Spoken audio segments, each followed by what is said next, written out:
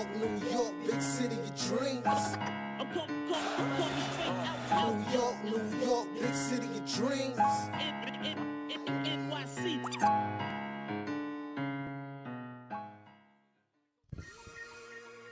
What's going on? This is Jay Ellis from the Knick of Time show, here giving you that Knicks talk just in the nick of time. And today is a very special day because we're here talking about the Knicks and the trade deadline. And to help me discuss the Knicks and the trade deadline, I have a very special guest with me. Here is the NBA insider and writer from Hoops Hype. It's Mike Scotto. What's going on, Mike? How you doing? What's up, brother? Pleasure to be on with you. Yeah, pleasure being on with you too. Another Brooklyn boy in the building. So definitely love to talk hoops with my Brooklyn, New York people. So let's get to it. And yeah, I'm just thank you so much for opening up your time with us at the Knick of Time show. I know you're a very busy guy, especially around trade season, and you cover a lot of teams. So I'm pretty sure you're being pulled everywhere. So I super appreciate you sharing your knowledge with us. You're welcome. Let's get to it. Yeah, let's get to it. I want to start out with DeJounte Murray because I know you were the first person I even saw mention DeJounte becoming a Knicks. We know that the Knicks have been in pursuit of OG Anunoby since last year, and the Knicks were serious about that pursuit because they gave up their second best trade asset according to your article in Emmanuel Quickly, and they also gave RJ Barrett. So how serious are the Knicks about trading for DeJounte Murray? Because sometimes you hear trade rumors and you're going, you know what? They're just kind of touching base, like James Harden. And then sometimes you'll see the Knicks and they're like serious about, I want this player. So how do you feel about their seriousness of going for DeJounte Murray?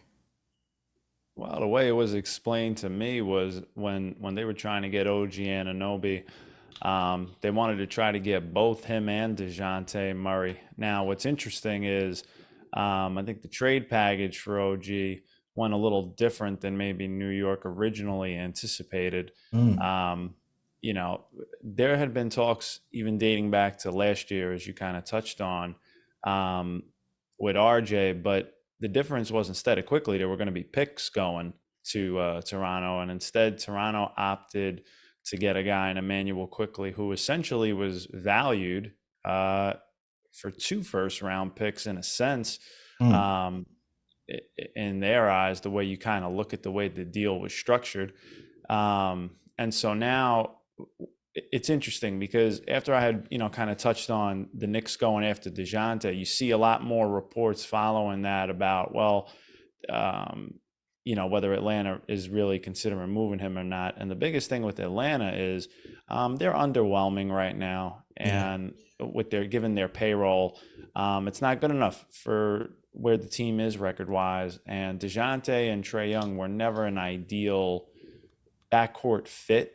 And I know some Knicks fans have asked me, well, how about DeJounte and Jalen Brunson? Right. I don't think it's on paper like ideal as well to like in an ideal world. But what I would say is it shows a little bit of a shift in thinking in the sense that defensively, a guy like OG, defensively, a guy like DeJounte, it would fit the mold of Tom Thibodeau, and I think more of an identity they're trying to go. Also, if they end up getting DeJounte Murray at some point, you can, with the way the Knicks are kind of starting to stagger Jalen Brunson and Julius Randle, when Jalen goes to the bench, then you'd be able to have DeJounte as your lead ball handler and point guard where he thrived in San Antonio, and personally where I think he's best suited to play on the ball.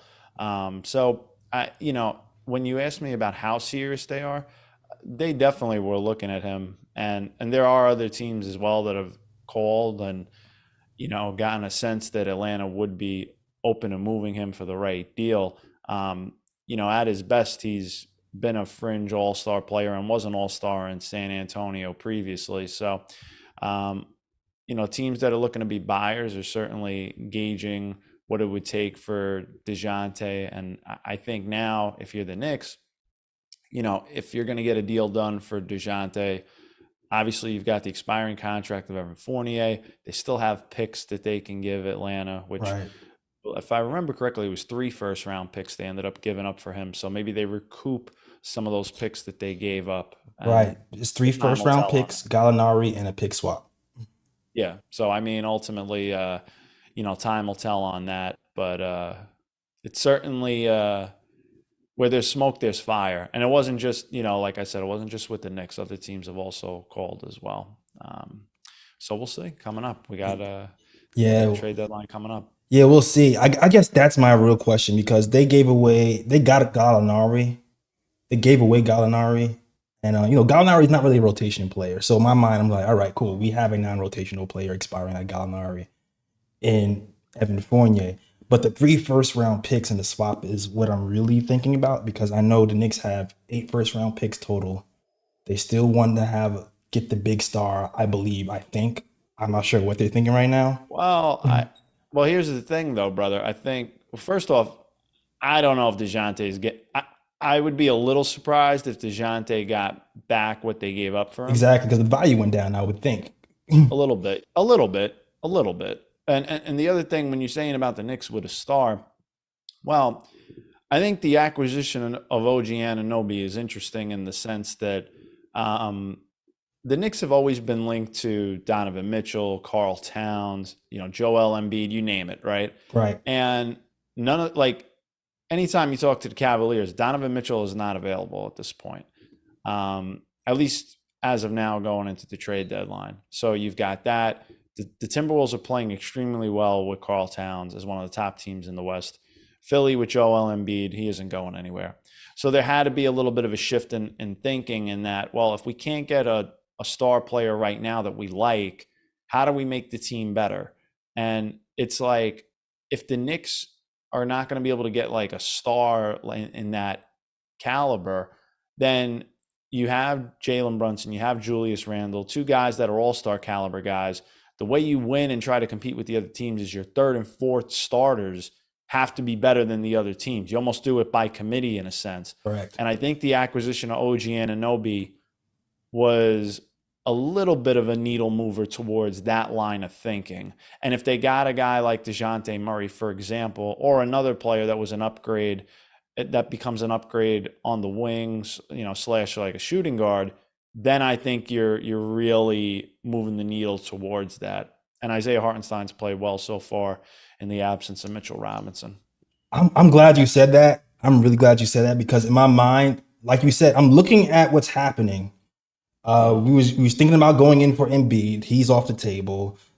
We're looking over at the Bucks. Giannis signed an extension. Cat, I felt like was a lateral move anyway, but they're playing well. And then the thing, you have Donovan Mitchell, he has a player option 2 years from now. And even if you do add him to the Knicks and you slot him at the 2, to me it's still a weird fit because he's not the best defensive guy, and you need a defensive guy and a playmaker and a shot maker next to Brunson, and he's not that. So it feels like to me you're saying they're not as invested in Donovan Mitchell as they once were. Is that your sense, or is this just right now that's what they're thinking? Interesting question. I mean, I would say I think there's more of an openness to improving the team beside just acquiring a star. And that's not just Donovan Mitchell. It's just given the market. You can't get a guy if he's not available. Right. So they're working with what they have right now. Ultimately, is there a world where the Knicks would want Donovan Mitchell, Karl Towns, Joel Embiid? Yes, there is. Certainly for the right asking price. But right now, I think a guy like, obviously, DeJounte Murray would certainly cost a lot less than those guys.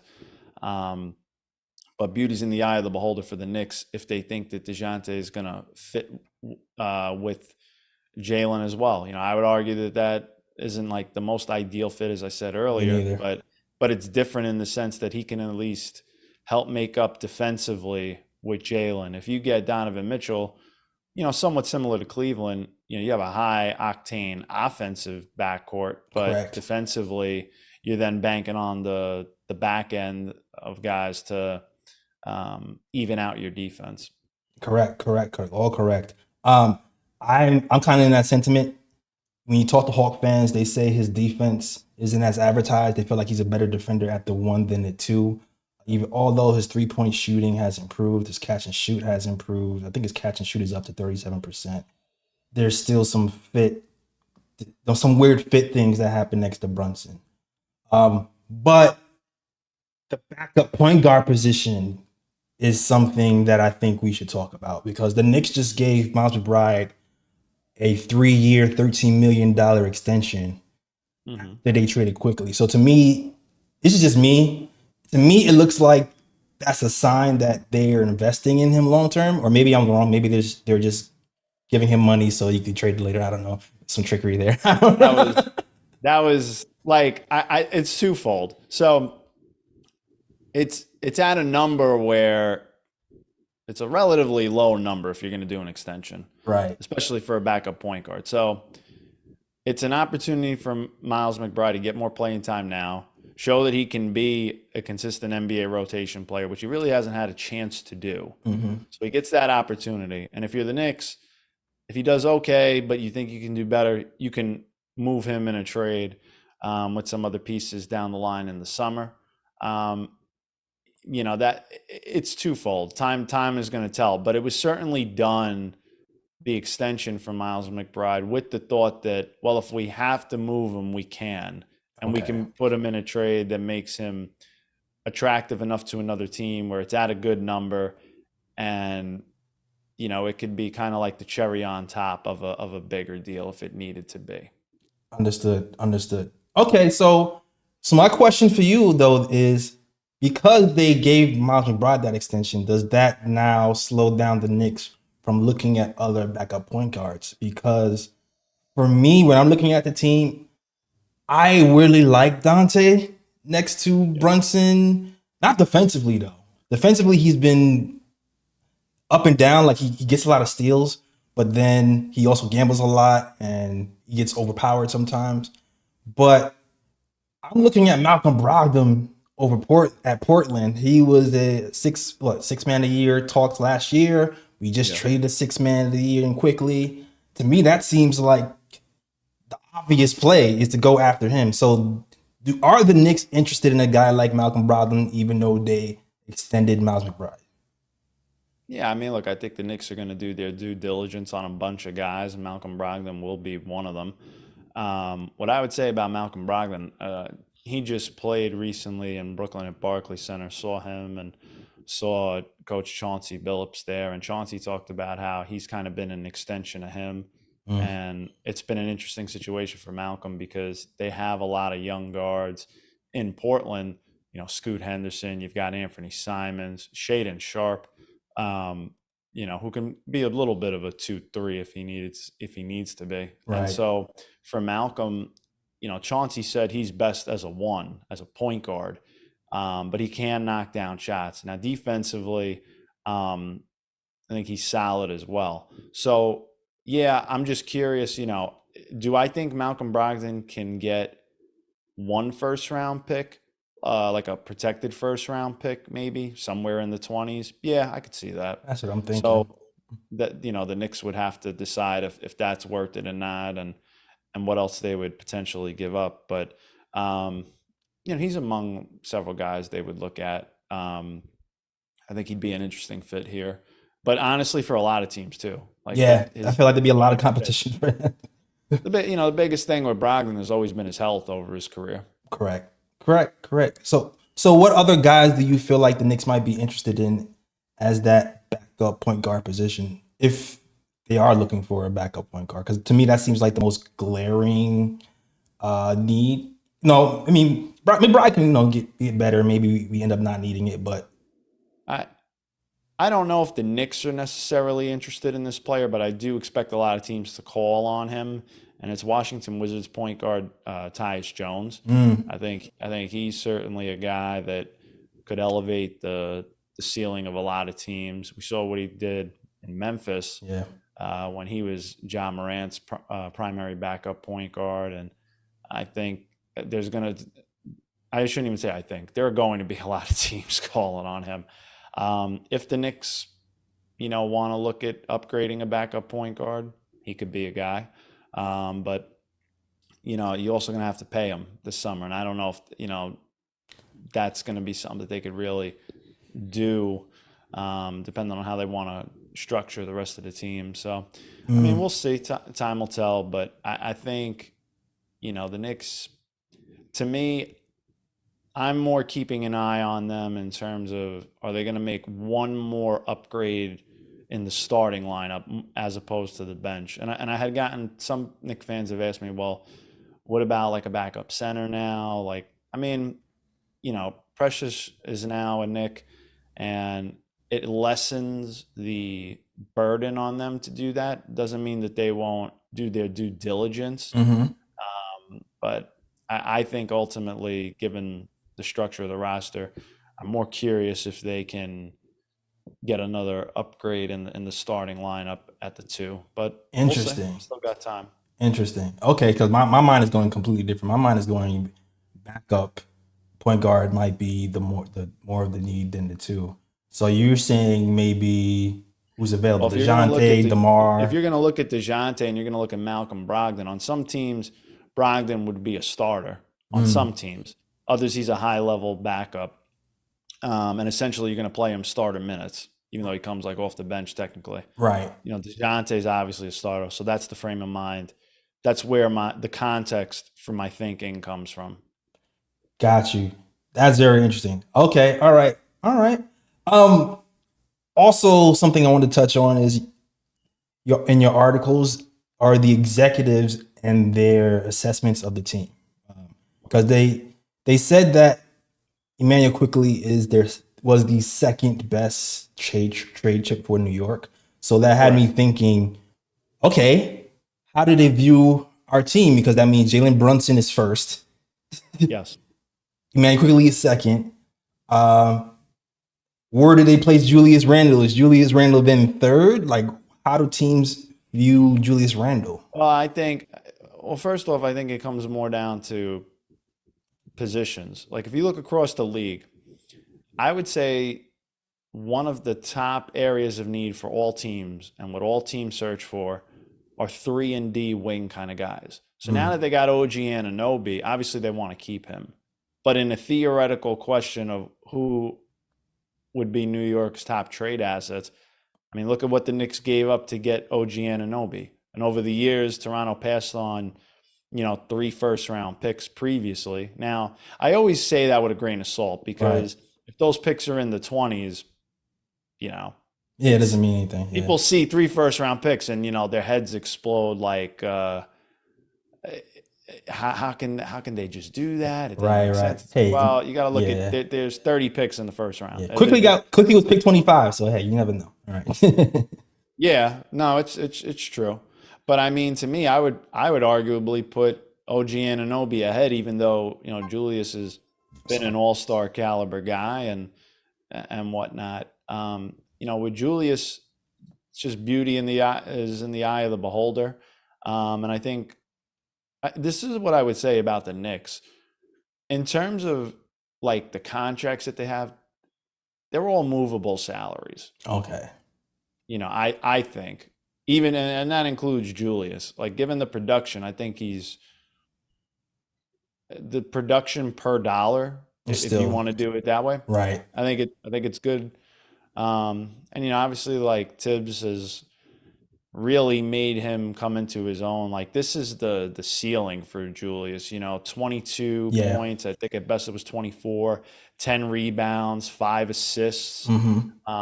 Maybe at one point he got up to 6. But my point being, like, the Knicks have maximized Julius Randle's potential overall. So you kind of know what you have there. I mean, Jalen Brunson continues to get better. But the biggest thing about Jalen is he's a gamer. He's a guy that in the playoffs elevates his game. I think for the Knicks looking ahead, they're going to need Julius Randle to do that as well, or just play the way he's playing now into the playoffs. The playoffs it's a different animal. Absolutely. So that's other than that, I'm just thinking for the rest of the guys on the team. I mean, Dante's a fine role player. Fournier is an expiring contract. That's just more about money and whatnot. For teams looking to shed salary. So I mean, they certainly have pieces in draft and the draft picks to make a deal happen. What I would say is, anytime there's a star that becomes available or anything like that, the one team across the league that everybody fears is the Oklahoma City Thunder, because they have the most assets of anybody, including young Yeah, players and but they draft never picks. pull anything, so I feel like they're like the boogeyman. Not You know? yet, not yet, but best believe Sam Presti didn't collect all these Pokemon cards for nothing. He's going to sell them at some point. That's why I call all these draft picks. I used to joke with I joke with Jalen Williams about that. If you ever just type in like Jalen Williams and Michael Scotto hoops hype, we did an interview last year, Yeah. right around the start of the second half of the season at the All-Star break. And that's what he called them. It's like a bunch of like kind of Pokemon cards you're getting ready to trade. Oh man, I wanted Jalen Williams on the Knicks too, but that's another story. I don't even want to talk about. But that makes sense. That makes a lot of sense. All right. Well, listen, one more. I got two more questions until you wrap it up because I know you got to go. Let's do it. So to me, it doesn't even make sense to trade Julius Randle. There was an executive in one of your articles who said that he felt like Julius Randle would be a trade chip, but in my mind, it doesn't make sense to move him because, like I said, we don't have Giannis, we don't have Embiid. It doesn't make sense for me to trade him for like a guard or a wing to me. But So, if you're going to try to get those guys, then it becomes a worthwhile venture. yeah. So who do you feel like is worthwhile? If you're going to try to get a star, Mm-hmm. a true like superstar, then it has to become a conversation. I understand. So who's that super? I guess who's that superstar? Because everybody's a weird fit except for what you can name, like a CAA guy, maybe Devin Booker. I don't like. How many is that? The guy that you get for move for Julius Randle? Like it seems like there's not. I mean, it's all theoretical, but obviously anybody that's you can name any superstar, anybody that's of that caliber, you would consider moving for Julius.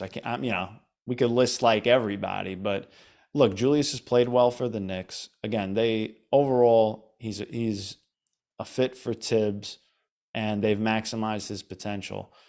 I think other teams around the league question if they can, you'd have to use him the way that New York is using him if you're going to get the most out of him. But again, if the Knicks are going to one day trade for a superstar, that would have to be the guy. You got to match salaries. There's got to be. It's more about that. And I think sometimes fans maybe don't look at it that way, but No. he's still paid pretty well. So Yeah. if you're going to get a guy, like down the line, guys like I'm just saying, for example, like Giannis Antetokounmpo, Karl Towns. There's guys that are making like 50 plus, 55. Right.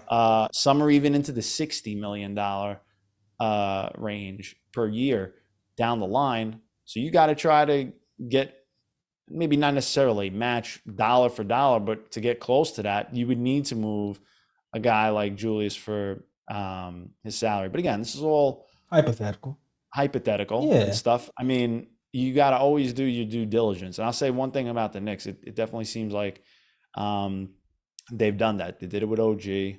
And, I don't know if the Knicks necessarily thought that they would get OG. There were a lot of teams bidding on him, but once they put Quickly in, that kind of moved it over the top. And again, it takes one team that really values your guy or your asset over other packages to get a deal done. And that's what happened. I agree. Like for me, I know this is a wild card. I already know Brooklyn and New York. There's a thing there where we're kind of competing against each other. But I just watched the Knicks try to sue Toronto and then get OG. So now I'm like high on opium, and I'm just like anything can happen. I'm just like, hey, Mikal Bridges. I mean, I don't know. I'm hoping that. You're not the only one that's like kind of put that out there. I mean, I had reported when they got Mikal Bridges in the Kevin Durant trade, they were offered 4 first-round picks, and they declined that. And so that kind of gives you a sense of how high they value him. Again, as I said earlier, not all picks are the same. A lot of those picks were would have been probably in the 20s. You know, it's a sliding scale. But the Nets think that Mikal is a part of the solution and one of the core guys. Now, is he a number one guy on a championship contender? No, he's not. You see now what it is. With the Nets, I mean, they are in a position where they are open for business, and I would say that, you know, obviously they want to keep Mikal. Can he be a 2? That's my mind. My mind is, but you're not have him at the 2. Then Yeah, he but if runs the you're a- second unit. That's what I'm thinking. Oh no, I meant a number 2 guy on a team. He ain't coming. Oh, no. I'm sorry. That's not what I But meant. like a 3, you know, like in Phoenix, he was like a 3, and it's sometimes a 4 in terms of like where he ranked in terms of the starting lineup when Ayton was in a contract year and rolling in the finals. So it depends what kind of team you want to be. I understand why Knicks fans would want Mikal Bridges. I do think on paper he'd be a great fit. Obviously, the Villanova connection, Yeah. you know, has been, you know, that drum has been banged many times. But I just don't see Brooklyn moving him right now, and they don't have, you know, they gave up picks. They've got to try to compete. They can't just like tank. You know what I'm saying? So It looks like they're tanking now. Well, I mean, look, they've certainly struggled. Yeah. But you are what your record says you are. So they've got to figure some things out. They've got their own stuff to figure out. They're gonna have to pay, you know, Nick Claxton, and then just like the Knicks are gonna have to figure out what they're gonna have to do with Isaiah Hartenstein in free agency too coming up. So big decisions looming, but that's after the trade deadline, which I know obviously we're focusing on for now. Got you. All right. Well, thanks, Mike. I guess last question: do you foresee if it's not Donovan Mitchell, do you foresee any other prospect coming to New York in the summer? And then we'll end on that. I kind of want to see if they make a trade for a 2 now at the trade deadline first, and then I'd roll it from there. But I certainly think, just in regards to Donovan in general, I do think after, assuming he stays with Cleveland through the deadline, which again, that's what they've been telling everybody, I do think then there will be a lot more trade speculation for Donovan then, because you touched on it earlier. He's got a player option. He can decline that and move the clock up quicker towards his free agency, which I would naturally expect. He's a max caliber player. So I do think then over the summer you're going to hear his name in a lot more trade chatter, whether it's the Knicks or any team, given his contract situation. And ultimately, Cleveland's going to have to really figure out, does this guy want to stay here? You can't lose a guy like that for nothing, and especially given all that they gave up for him. And look at Lauri Markkanen, who became an all-star last year. So a lot in the crystal ball, but I agree. nothing is clarifying just yet. We still got a few more weeks before the trade deadline. Then things will start to get more serious. I agree. Well, thank you for coming here to Knick of Time show. You provided a lot of inside information. The chat. The chat. I haven't really looked at the chat, but the chat is full, so they're excited to see you too as well. So thank you very much for providing the information. Hope to have you back one day and have us some talks some Knicks basketball. Maybe some of my other co-hosts will be here with me next time. But I appreciate you and your time. You're welcome, and you got it. It's gonna get ramped up now, so probably start hunkering down. Gonna do more trade calls and everything with execs around the league, and I will be at the Portland Knicks game coming up at the Garden. So trade talks. The executives are talking. It's like, hey, Brogdon, Yeah, and I mean, I love Scoot Henderson. I mean, that's my guy. I've seen him from G League Ignite. I went to go see him and interview him last year at the showcase. So cool. Portland's going to be an interesting team. Certainly guys will look at Jeremy Grant as well. Yeah. Teams that need like a 4. So, there'll be some action there. But Brogdon certainly, I would say, is the most prevalent name with Portland for sure. Absolutely. Leon, get on that call. I know you're looking for DeJounte, but I'm looking for Brogdon. All right. that is our show, guys. Thank you guys for watching. And you know what? You can click out because I know I see some super chats and I want to read them, and I'll just communicate with the chat. But I appreciate you, Mike. Take care. All right, You take got care. it. Yeah. Mike Scotto in the building. How'd you like the interview? That gave me some insight. That gave me some insight to what the Knicks are thinking. My wrap up of that interview, really, to me, it just says that the Knicks are really looking to bolster their starting lineup and not so much their bench. That's the biggest piece I've gotten from the talk of Michael Scotto. So it is DeJounte Murray. There's other teams interested in DeJounte Murray. Malcolm Brogdon is a possibility. But even the Malcolm Brogdon thing might be like a starting 2-guard situation.